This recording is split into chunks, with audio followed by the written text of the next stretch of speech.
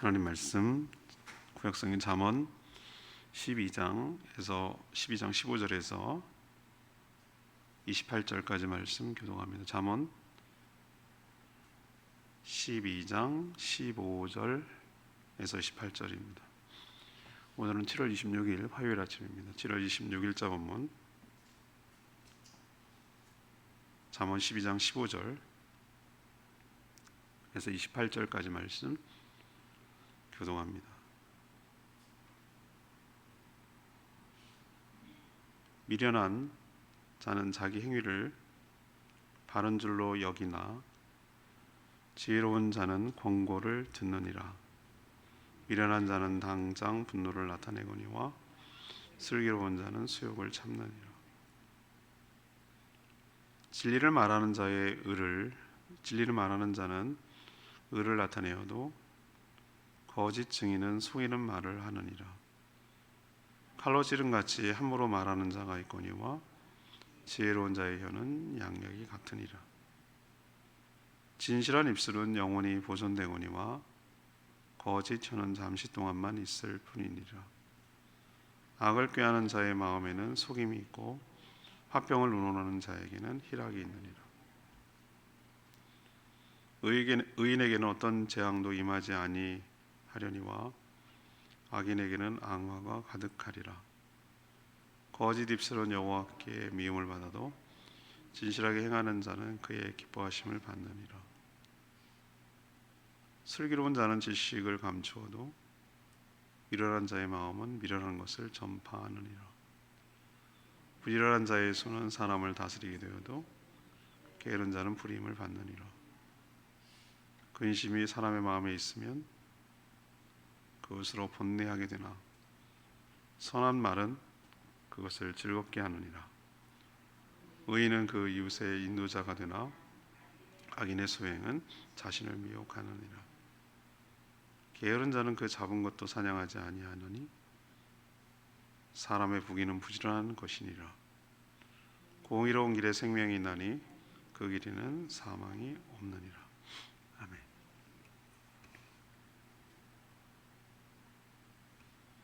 어제 본문과 이어지는 말이죠. 12장 전체가 의인과 악인을 대조하고 있습니다. 어제는 의인의 관점에서 봤어요. 근데 이번엔 같은 얘기긴 한데 오늘은 좀 반대로 악인의 관점에서 보려고 합니다.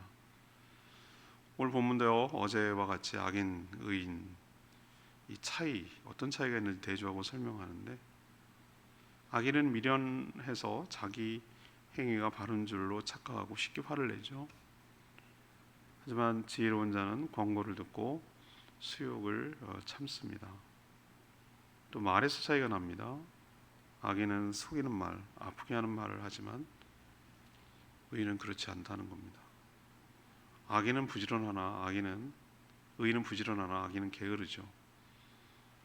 악인은 하나님의 심판을 받아 사망하지만 의인은 생명을 얻는다고 말하고 있습니다. 오늘 질문은 어제와 좀 반대의 개념이지만 같은 얘기입니다. 악인의 특징은 무엇입니까? 어제는 의인의 특징이 무엇입니까? 이번에는 악인의 특징은 무엇입니까? 악인의 관점에서 한번 살펴보려고 합니다. 먼저 15, 16절 말씀을 중심으로 보면 자기중심적으로 살아간다는 것이죠. 이게 악인의 가장 큰 특징이에요. 자기중심적으로 살아간다. 의인과 악인은 삶에서 차이가 나요. 의인은 지혜롭지만 악인은 미련하죠. 하지만 얼핏 보면요, 악인이 훨씬 더 똑똑해 보여요. 여러분 얼마나 교활한데요. 악한 사람이 더 교활해요. 수단 방법을 가리지 않으니까, 양심이 없으니까, 걸릴 게 없으니까, 무서운 게 없으니까, 어쨌든 목적만 달성하면 된다고 생각을 하니까, 그게 더 잘하고 잘 사는 거라고 생각하니까 더 교활하게 수단 방법을 다 동원해서 쓸 수 있어요. 근데 어떤 착한 사람이 늘 보면은 좀 순진해 보이고 모자라 보이고 세상 물정 모르는 것 같고 그렇게 해서 안타까울 때가 있어요. 늘 당하는 것 같고 이렇게 돼요. 근데 여러분 걱정 마세요. 다 나중에 하나님이 다 보고 계셔요. 다 보고 계신다고. 산대로 평가를 받는 거예요. 더 억울해하지 마세요. 자기 무덤 파는 거예요.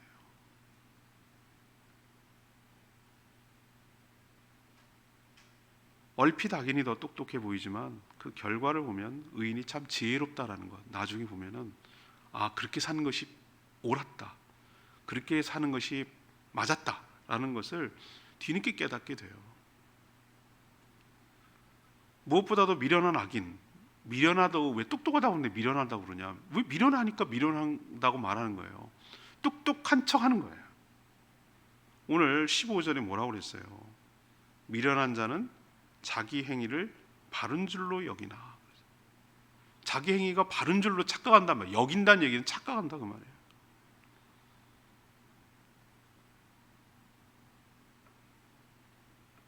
세상에서 가장 자신이 옳아요. 자기가 기준이에요. 그것이 문제인 줄조차도 몰라요. 그래서 그런 사람의 특징은 같이 짝으로 있는 게 중에 뭐냐면은 자기 뜻대로 되지 않으니까 금방 분노해요. 화를 내요. 이게 세트예요, 세트. 막 쉽게 분노하고 막 이런 사람들 있잖아요. 그건 뭔지 아세요? 자기 뜻대로 안 된다는 거잖아요. 자기 마음대로 안 된다는. 자기가 세워놓은 기준이 있고 자기가 관점이란 게 있는데 자기 마음대로 안 되니까 화를 내는 거잖아요. 그렇죠? 이게 세트예요, 세트.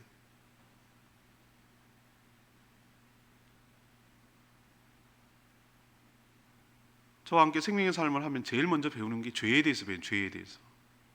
죄란 뭐냐? 한번 다시 모아놓고 여태까지 했던 분들 다시 복습을 시켜야 될 것 같은 생각이 들어요. 잊어버리니까. 하도 우린 자주 잊어버리니까. 죄란 뭐냐? 내가 하나님에 대해서 살려는 거예요. 그게 죄예요. 우린 도둑질하는 걸 죄라고 그러는데 아니요. 그렇잖아요. 도둑질, 도둑 유치장 다 가보세요. 포장마차 다 가서 들어보세요. 자기가 다 피해자지 가해자는 1도 없어. 한 명도 없어. 근데 왜 유치장에 있을까? 이런 식이에요. 옛날 같으면은 길가에 가는데 새끼 옛날에는 요즘은 그렇지 않지만 노끈으로 다 사용하지만 새끼가 떨어져 있더래. 그럼 뭐 하찮잖아요. 떨어질 수도 있잖아요. 근데 새끼를 들고 이렇게 왔는데 뒤에 소가 따라오더래. 그게 소도둑의 변명이에요. 제가 무슨 뜻인지 이해하시죠? 그런 식이에요. 그런 식. 그러니 모든 상황이 자기에게 유리하게 해석을 하고 맞추는 거예요. 그리고 모두 다 그래야 된다고 주장을 하니까 뜻대로 안 되면 화내고 분노하고 남 탓하고 원망하고 저주하고 이러는 거예요. 뭐가 문제인지를 몰라요. 자기가 틀렸다는 생각은 1도 안 해요. 자기가 잘못 생각할 수도 있다는 생각을 안 해요. 자기가 다 옳다고 생각해요. 그게 가장 큰 문제예요. 그게 악인이라고 말하는 거고 그걸 죄라고 말하는 거고.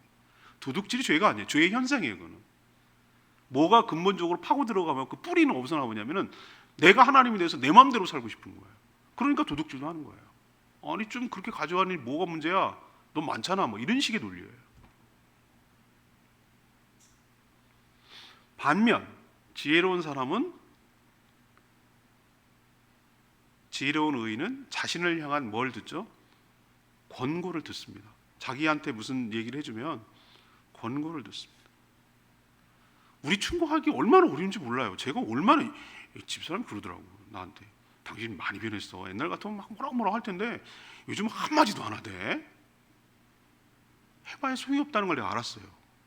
또 하나는 소용이 없다를 뿐만 아니라 나를 해롭게 여겨요. 자기 더 관계가 나빠져. 백날 해봐야 소용없어요. 자기가 깨달아야 되는 거예요. 그래서 내가 성도들한테 얘기 안 해요. 속은 부글부글 하지만 그냥 얘기 안 해요. 얘기하면 나만 관계만 나빠져. 그걸 내가 왜 미련한지 나도 이제 깨달은 거지. 미련하는 걸 벗어버리려고. 기도만 하고 얘기하지 절대 뭐 얘기하지 않아요. 할 얘기는 많은데 좀 이거 고쳤으면 좋겠는데 이런 얘기가 많은데 뭐 대표적으로 하면 좀 늦게 오는 게 난 그렇게 싫더라고요. 목사님마다 좀 다른 성향인데 다른 건 제가 좀 관대한 것 같아요. 다른 거에 대해서 어떤 분은 막 예배당에 차 마시고 막 이런 거 들고 들어오는 거 막 예민하게 생각하는 분 있어요. 엎지르면 하긴 청소하기 너무 힘들지. 그래서 예민하게 분도 있고 뭐 모자 쓰고 오는 거, 반바지 입고 오는 거, 슬리퍼 신고 오는 거 막 이런 거에 굉장히 예민한 분이 있어요. 예의가 없다고. 근데 저는 그거는 거슬리지 않아. 와주는 게 고마워. 저는 와주는 게 고마운데 왜 늦지? 왜 맨날 늦지? 이런 게 저는 굉장히 거슬려요. 저뿐만 아니라 하나님에 대한 무례함 같은 게 느껴져요. 저는 아주 가볍게 생각하는, 조금이라도 손해 안 보려고 하는 그런 느낌 같은 걸 받아요. 근데 그런 걸 또 얘기하면 막 여기까지 주일날 몇 번 여기까지 올라요. 여기까지 올라오다가 이렇게 해요.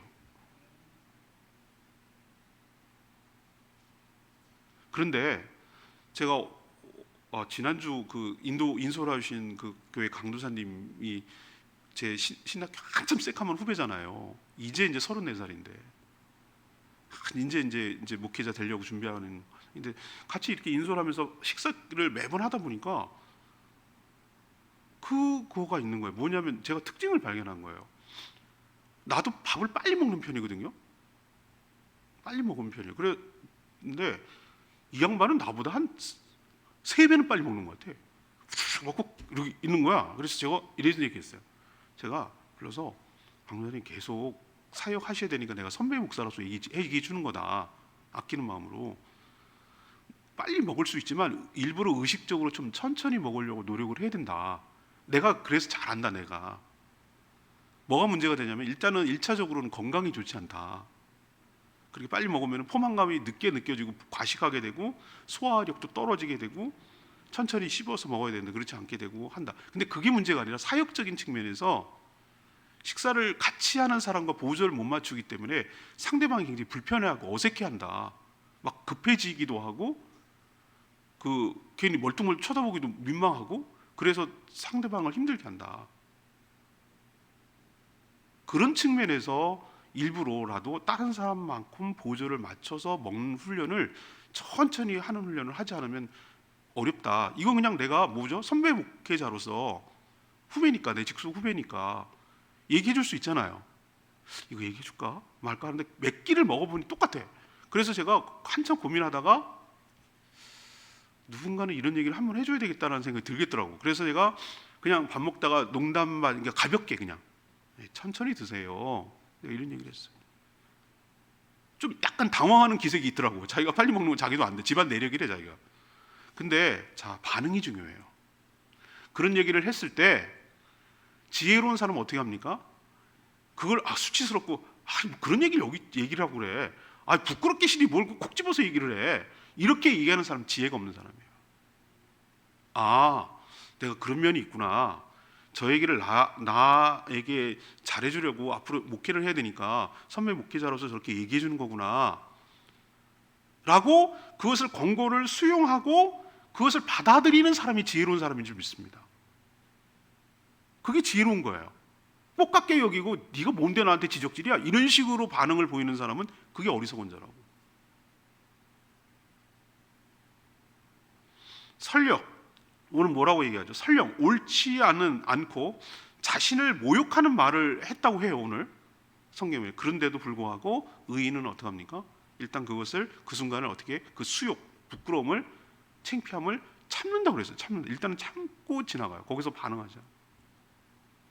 그래야 확전을 피하게 되고 또 자기도 또한 실수를 하지 않기 때문에 그렇다라는 걸 아는 거예요.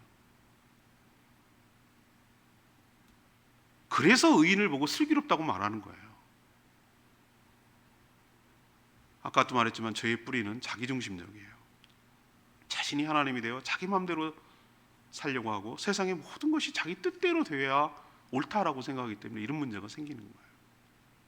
그러나 의인은 중심이 어디로 옮겼냐면 나에서 누구로 옮겼다고요? 하나님께로 옮긴 줄로 합니다. 하나님이 중심, 하나님이 기준이에요. 나는 그 기준에 맞춰 살아가야 되는 사람이에요. 주님이에요. 우리는 주 예수 그리스도라고 할 때 그 주라는 게 뭔지 여러분 아셔야 돼요. 로드, 주님, 주인님. 그럼 나는 뭐예요? 그분의 종이에요. 그분이 옳아요. 그분이 맞고요. 근데 그냥 나는 그러면 종처럼 맨날 끌려다니고 그래. 아니요. 그분이 나에게 가장 좋은 길로 인도해 주시는 선한 목자인 줄로 믿습니다. 우린 그 양이에요. 그걸 따라가기만 하면 돼요. 내가 중심이 되면 안 돼요. 이게 예수 믿는 거예요. 자꾸 예수 믿는다는 걸 뭔지 몰라. 교회 다니는 걸 예수 믿는. 아니요. 삶의 중심과 기준이 바뀌는 게 예수 믿는 거예요. 전에는 내가 중심이었으나 예수님이 중심이 되도록 살아가는 게, 그게 예수 믿는다고 말하는 거예요. 그게 안 되면 여기 오늘 잠언에서 표현하는 것처럼 남의 친구도 꼭 같게 듣고 늘 지가 옳은 줄 알고 안 되고 비이상하면 화내고 이렇게 사는 거예요. 그걸 악인이라고 그러는 거예요. 자기중심적인 삶을 버리는 지혜로운 삶을 살게 되기를 원합니다. 두 번째는 17절에서 23절까지 말씀, 악인의 두 번째 특징이에요. 악한 말을 하고 살아. 악한 말을 하고. 악인과 의인의 삶은 말에서 차이가 나요. 일단 악인은 그 마음이 악해요. 20절 보면 늘 악을 도모하며 속임이 있다고 그랬어요. 한 번이 아니고 늘 악을 도모하며, 도모란 게 뭘 꾸미는 거잖아요. 속임이 있어요. 그런 악한 마음에서 나오는 말 역시 당연히 악하죠. 17절에 보면 법정에서 천연덕스럽게 거짓말로 위증을 합니다. 위증. 그렇게 되면은 억울한 사람이 생길 줄 알면서도 자기 살자고 남 죽이는 거예요. 그런 말 합니다. 거짓말. 또 18절에 보면 상대방을 칼로 찌르는 것처럼 아픈 말을 함부로 말하죠.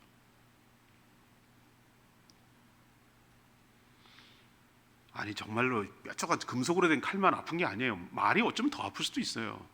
아픈 말을 막 쏟아낸다는 거예요. 이런 거짓된 입술은 하나님이 매우 싫어한다고 그랬어요. 그런 줄도 모르고 계속 악한 자는 23절처럼 악한 말을 계속 내뱉어. 그래서 미련하다는 거예요. 그래서 미련하다. 하지만 의인의 말은 진리를 말하며 17절 말씀처럼 의를 드러냅니다. 지혜로운 말을 하기 때문에 양약, 좋은 약처럼 치료를 하죠. 지혜로운 말은 영원히 보존되지만 거짓말은 잠시만 통할 뿐입니다. 의인의 말 때문에 화평과 희락이 있고 하나님이 기뻐하시는 것이죠. 말은 마음의 표현입니다. 속에 있는 게 밖으로 나오는 것이죠. 악한 마음에서 악한 말이 나오고 당연히 선한 마음에서 선한 말이 나오는 것이죠. 악인은 그가 하는 말로 알 수 있다고 그랬어요. 말에 실수가 없으면 온전한 사람이라고 야고보서 얘기하고 있어요. 우리도 말을 막 조심해야지. 어떤 사람은 말을 훈련하느라고 하루에 말을 10마디만 하기로 했다나? 10마디만. 어떻게 사람이 10마디만 하고 살아요? 이를 악물고 연습하는 거죠. 근데 저는 그보다 더 중요한 것이 뭐냐면은 어차피 속에 있는 게 밖으로 나오는 거라서 마음을 바꿔야 돼. 말을 이게 안 하려고, 내뱉지 않으려고 이렇게 틀어막는, 여기 입구만 이렇게 틀어 막으려고 병따개 병 그거 하는 것처럼 꽉 누르면 언젠가 부글부글 터져요. 속이 바뀌게 돼. 속이. 우리 마음이 바뀌면, 선한 마음이 바뀌면 선한 말이 나와요. 넉넉한 마음, 주님이 주신 평강, 주님 때문에 신뢰하는 마음 때문에 든든함, 뭔가 믿는 구석이 있는 거죠. 하나님이 나의 등 뒤에서 나를 도와주시는 든든함. 사람이 여유가 없으면요 빡빡해지고 아주 날카로워지고 그래요. 근데 하나님이 내 편이 되어주시고 이 모든 것을 합력하여 선을 이루어주시고 나에게 가장 좋은 길로 인도해 주신 분이라는 것을 믿고, 내가 지혜가 부족하면 하나님께 지혜를 구하고 물질이 필요하면 하나님께 물질을 구하고, 내가 구하는 대로 아버지 하나님이 자녀인 나에게 주신다는 믿음으로 살아가기 때문에 사람이 여유가 있어.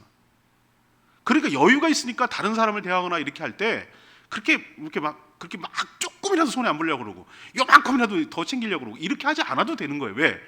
그래도 하나님이 채워주시니까. 그래, 네 가져라, 네 더 먹어라, 그래 다 해먹어라, 괜찮다, 막 좋아하는 모습 보이죠, 그죠? 그런데 걱정 마요. 하나님이 그렇게 얕게 사는 사람보다 훨씬 더 많이 채워줄 거니까. 그런 걸 믿기 때문에 그렇게 여유가 있는 거예요. 그런 여유로운 마음, 평안한 마음이 있어야 좋은 말이 나와요. 전 마음을 바꾸길 원해요. 말을 틀어막지 말고. 그리고 정서적으로 안정이 돼요. 사람은 영혼과 육신이 있기 때문에 몸이 아프거나 몸이 약하거나 그러면 나도 모르는 사이에 내 영혼과 내 말에도 영향이 가요. 좋은 말이 안 나가. 내 정서가 막 거칠어지고 막 공포영화 너무 좋아하지 마세요. 너무 짜릿짜릿하고 막 그렇게 자극적인 거 보면 내 정서가 안 좋아. 막 막장 드라마 그거 보면요, 막 속이 시원할 것 같죠. 근데 그거 보고 나면 정신적으로 해로워. 막 괜히 없는 분노도 막 생겨. 그리고 막 다 막 사람이 미워 보이고 막 이렇게 된다고. 그런 거 보지 마세요. 저는 그런 거 추천하고 싶지 않아요. 괜히 막 드라마 좋아가지고 잘나쁘면 막 그러면서 막 이렇게 하는 거 그 사람들 보면은 저 왜 저렇게 사서 저렇게 정서를 망가뜨리나. 난 그게 이해가 안 가더라고. 막 새벽 기도도 해. 주인공을 죽여달라 그러고 막 이러고. 나 참. 그 속에서 하는 거지. 그 속에 매여가지고. 여러분, 좋은 음악 들으시고 적절하게 휴식하시고 자연과 친화적으로 사시고 자연하고 같이 늘 가까이 하려고 하시고 자연의 소리를 들으시고 자연을 접하시고 몸에 해로운 거 드시지 마시고 적당히 운동하시고 이렇게 나를 잘 다스려야 돼요. 그리고 마음이 흔들리지 않게 마음을 지키라고 내가 설교했잖아요.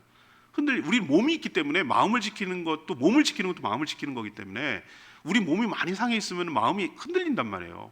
그래서 좋은 정서를 유지할 수 있도록 노력을 해야 돼요. 그게 내 마음을 지키는 걸 수 있어요. 마음은 엉망인데 입만 틀어막는다고 그게 되겠어요? 저는 무슨 작업을 하고 그럴 때, 어제 작업을 들을 때 자극적인 음악이 아니라 편안하게 이렇게 찬양을 연주하는 곡, 클래식을 연주하는 곡, 이런 것들을 이렇게 틀어놓고 마음을 릴렉스하게 한 상태에서 계속 작업을 해나가요. 그래서 어저께도 하루 종일 한 주간 묵상을 끝낸 거예요. 하루 종일 했어요. 하루 종일 밤 11시까지. 그래도 계속 그 음악 틀어놓고 마음을 다스려가면서 좀 하나 끝나면 물도 마시고 한 바퀴 돌고 또 과일도 먹고 또 이렇게 마음을 다스리고 이렇게 차분하게 나를 이렇게 다스려가는 거지. 내가 기계가 아니니까 막 몰아가지 않고 차분하게 이렇게 나를 이렇게 어루만져가면서 나를 달래가면서 잘한다 나를 칭찬해가면서 아이고 잘하고 있어요. 아이고 이뻐라 내를 막 이렇게 칭찬해가면서 나를 격려해가면서 잘하고 있어, 잘 버티고 있어 이러면서 이렇게 격려하는 거예요. 그래야 내 마음이 어떻게 했습니까? 건강하니까. 그래야 좋은 말이 나가지.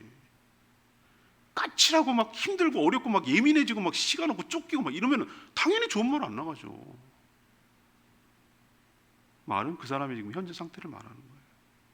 우리도 마음을 지키고 그래서 말을 지키는 저와 여러분 되기를 원합니다. 마지막으로 24절 28절은요 악인의 특징 세 번째, 매사 게을르게 살.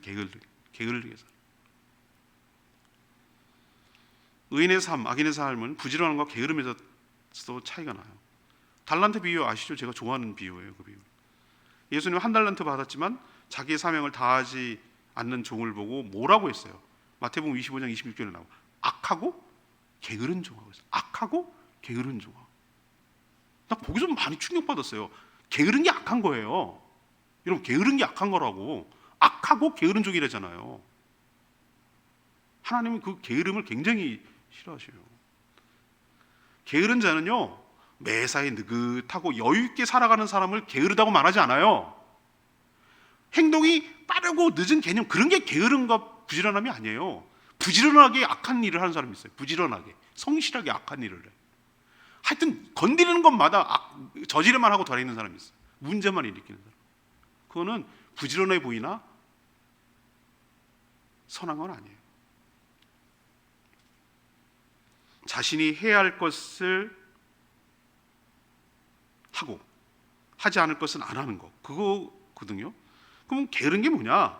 마땅히 내가 해야 할 일을 하지 않는 태도, 그런 삶을 게으르다고 말하는 거예요. 오늘 27절 보세요. 게으른 자는 그 잡은 것도 사냥하지 않는다, 이런 표현이 있어요. 게으른 자는 그 잡은 것도 사냥하지 않는다. 그래서 잡을 것도 사냥하지 않는다. 나 이게 무슨 말인지 처음에 몰랐어요. 근데 알고 보니까 쉬운 성경은 이 구절을 쉽게 설명했더군요. 진짜 게으른 사람은 자기가 잡은 사냥감도 요리해서 먹기를 싫어한다, 이 뜻이래요. 참 기가 막혀. 입 벌리고 떠넘겨달라는 얘기지. 하나님이 먹을 걸 줬으면 그거 갖고 열심히 자기 벌어서 먹어야지. 사냥을 했으면 잡아서 요리해 먹어야 의미가 있죠. 그게 사냥의 목적이죠. 찾기만 하면 아무 소용 없는데 게으른 자는 이런 식으로 남 핑계를 대고 그것도 하기 싫어하고 귀찮아하고 그런다 이 말이에요. 다 해주길 바란다 말이에요.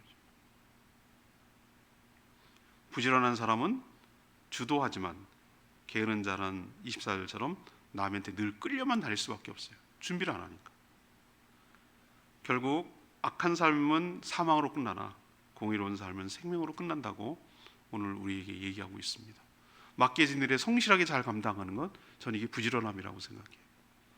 하루도 한 시간도 시간을 허투루 쓰지 않냐고, 의미 있게 내가 해야 할 일이 사명이 무엇인지를 잊지 않고 거기에 집중하면서 매 순간 매 순간을 최선을 다해서 살아가는 삶의 태도, 이게 부지런함이고, 분명히 자기가 해야 할 일이 있는데도, 사명이 있는데도 그것을 망각하고 그냥 허송세월을 하고 자기가 즐기고 이런 것만 늘 보려고 하는 사람들, 이게 악하고 게으른 것이 땅속에 단란들 감춰둔 거예요.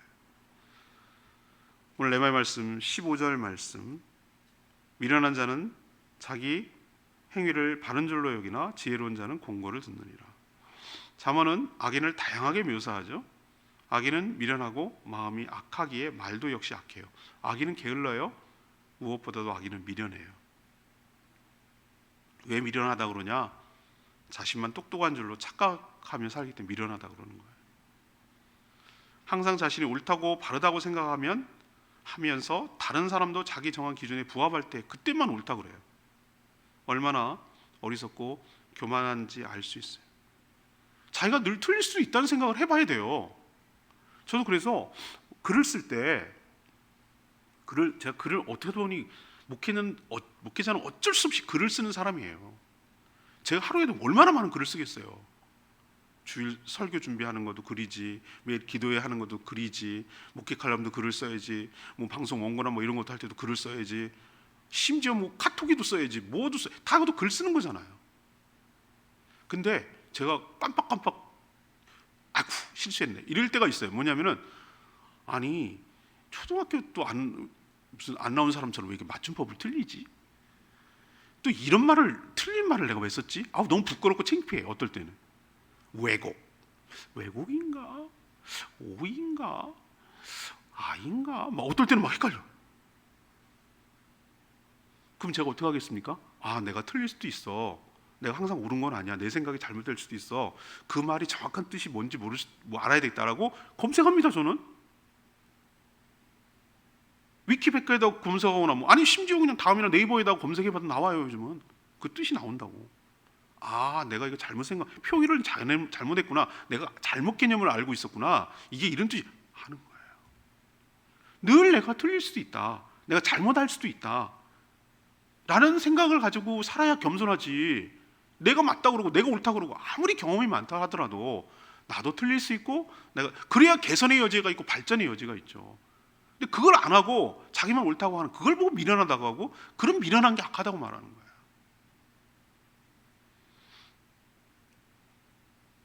오늘 지혜롭고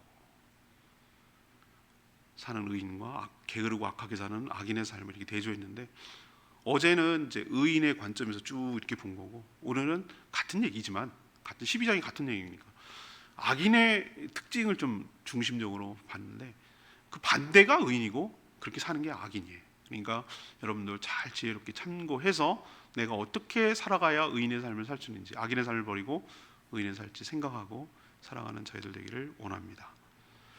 오늘 말씀 붙들고 505장 다시 부르고 기도하겠습니다. 찬양지 505장입니다.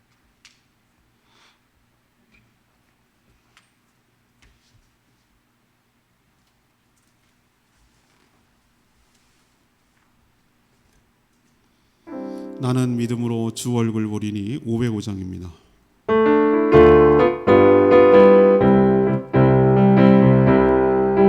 나는 믿음으로 주 얼굴 보리니 아침에 깰 때에 주 영상에 만족하리. 나 주님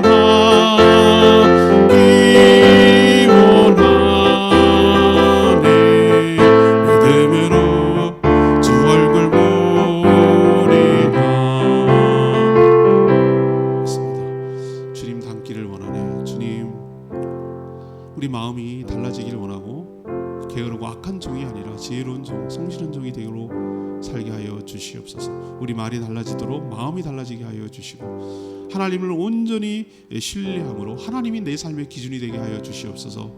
그렇게 살게 달라고 주여 외치며 기도합니다.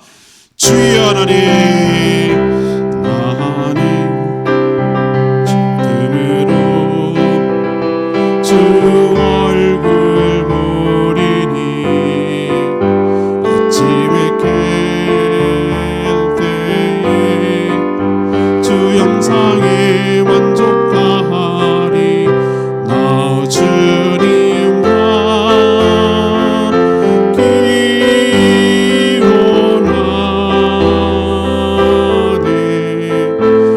믿음으로 주 얼굴 보리라.